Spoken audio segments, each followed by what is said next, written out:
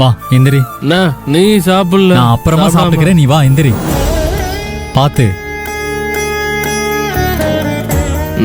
வா வா. என்ன மன்னிச்சிடண்ணா, நான் வேணும்னு குடிக்கலண்ணா.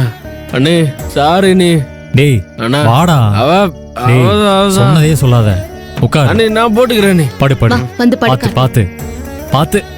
அண்ணா அண்ணா என்னடா நீ என்ன மன்னிச்சிட்டல்லண்ணா. டேய் நீ எந்த தப்பும் பண்ணவே இல்லையடா. அப்படின்னா நீ என்ன மன்னிச்சிட்டேன்னு சொல்லுண்ணா. சரிடா மன்னிச்சிட்டேன், சரியா? தூங்கு. அண்ணா சாரிண்ணா. படுத்து தூங்கு. படு பாத்து. அண்ணா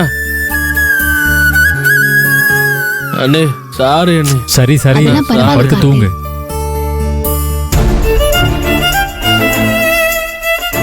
அண்ணா சாரி அண்ணா.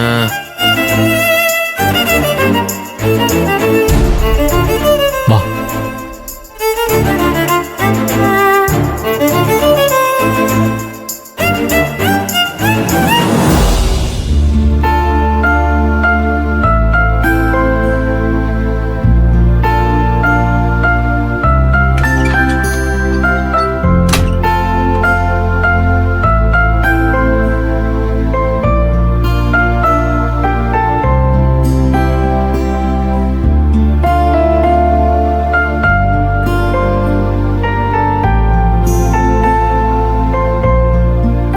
என்னங்க ஆச்சு?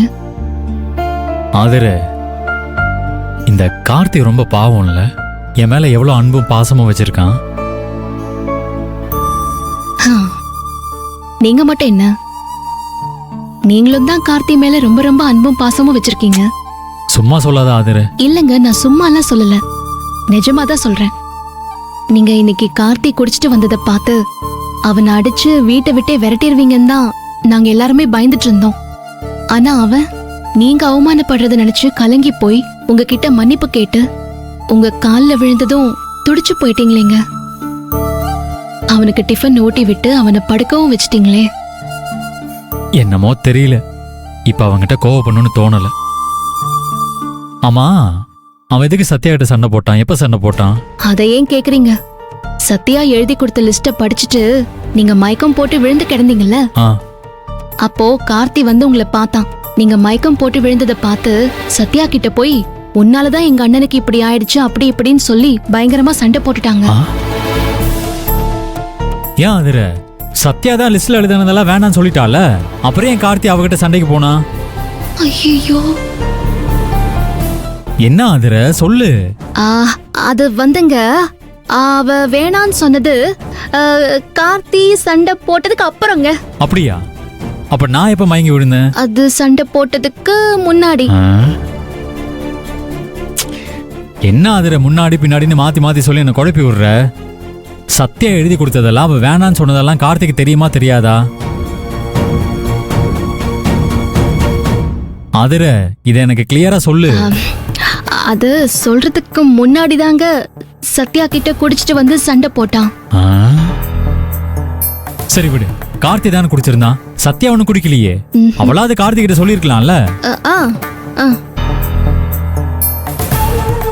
நான் ஏதோ அவசரப்பட்டு எனக்கு அது வேணும் இது வேணும்னு லிஸ்ட் கொடுத்துட்டேன். இப்ப அதெல்லாம் வேணான்னு சொல்லி கார்த்தி கிட்ட கிளியரா சொல்லிருக்கலாமே. அவ அதையும் சொல்லல. ஐயோ ஈஸ்வரா, சொல்லாதிர. ஏங்க, சண்டை போட்டது கார்த்தியும் சத்யாவும் அவங்களே நல்லா படுத்து தூங்கிட்டாங்க.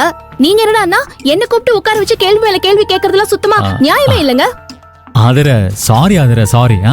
அதை விடு, இதுக்கு மேல அதை பத்தி யோசிக்க வேணாம். என்ன சொல்ற? நானும் அதாங்க சொல்றேன். இன்னைக்கு காலையில யாரு முகத்துல முடிச்சனோ தெரியல, ஒண்ணு மாத்தி ஒண்ணு பயங்கர டென்ஷன். ஏங்க, நீங்க காலையில யார் முகத்துல முடிச்சீங்கன்னு எனக்கு தெரியுங்க. அப்படியா? யார் முகத்துல? கண்ணாடி முன்னாடி போய் நின்னு உங்க முகத்துல முடிச்சீங்க. என் கஷ்டம் உனக்கு கிண்டலா இருக்கா? கஷ்டத்தெல்லாம் இப்படி ஒருத்தர் கிண்டல் பண்ணி தாங்க கடந்து போனோம். Correct correct. ஏன் ஆதர, சத்யா ரூம்ல ஏசி மாட்டியாச்சா?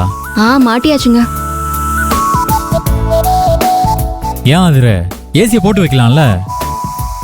ஏங்க, ஏசிய தூங்கும் போது மட்டும்தான் போடணும், மத்த நேரத்துல போடக்கூடாது. அப்படி போட்ட கரண்ட் பில் அதிகமாகும். நீங்க தானே கண்டிஷன் போட்டீங்க. என்ன முழிக்கிறீங்க? ஆமாமா, நான் தான் சொன்னேன்ல. ஆமாமா, ஆனா இப்ப நான் பயங்கர டென்ஷன்ல இருக்கேனா, அதனால ரொம்ப வேர்க்குது. இப்ப நம்ம ஏசி போட்டுக்கலாம், ஒன்றும் தப்பு இல்லை.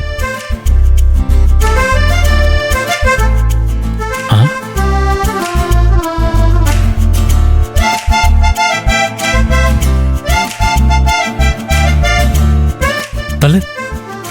ஆதிரே, ஏன் ஏசி ஆன் ஆக மாட்டேங்குது? கொடுங்க. ஆமாங்க, என்னன்னு தெரியலையே, ஒர்க் ஆகல. இதுக்கு திடீர்னு இப்ப என்ன ஆச்சு? ஓ, என்ன ஆதிரே இது?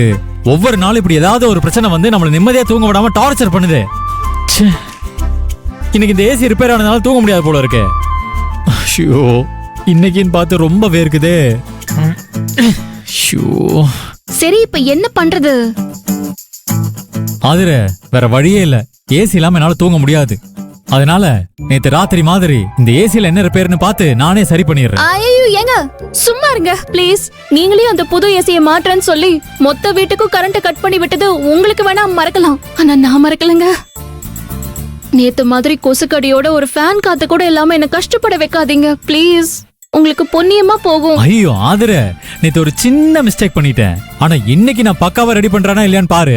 ஐயோ ஏங்க நில்லுங்க, உங்க கால்ல கூட விழுந்து நான் கேக்குறேங்க. சத்யா ரூம்ல ஏசிய போட்டு நிம்மதியா தூங்கிட்டு இருக்கா.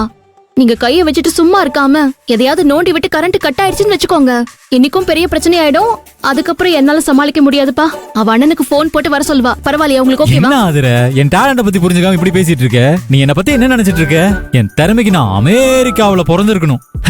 என் நேரம் இந்த வீட்ல மிஸ்டர் தில்லைநாதனுக்கு மூத்த புள்ளியா பிறந்து கஷ்டப்பட்டுட்டு இருக்கேன். பிறந்துட்டீங்கல்ல, அதை இனிமே இந்த ஜென்மத்துல மாத்த முடியாது. அதனால அதை நினைச்சு வருத்தப்படாம ஃபேன் ஓடுதே நினைச்சு சந்தோஷப்பட்டு இன்னைக்கு ஒரு நாள் நைட்டு மட்டும் அட்ஜஸ்ட் பண்ணிட்டு படுங்க ப்ளீஸ். No ஆதிரே, never. என்னால இந்த ரூம்குள்ள ஏசி இல்லாம தூங்க முடியாது. அதுக்கு இப்ப என்ன பண்ண போறீங்க? கொசு பேட்டை எடுத்துக்கிட்டு வெளியில கட்டில் போட்டு என் தம்பிக்கு பக்கத்துல தூங்க போறேன். நீ இங்கே படுத்துக்கோ.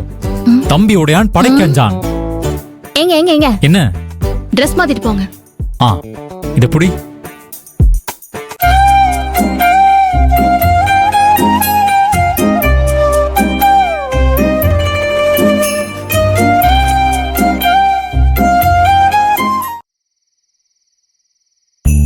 அண்ணா, எதுக்கு வெளில போய் படுக்க போற?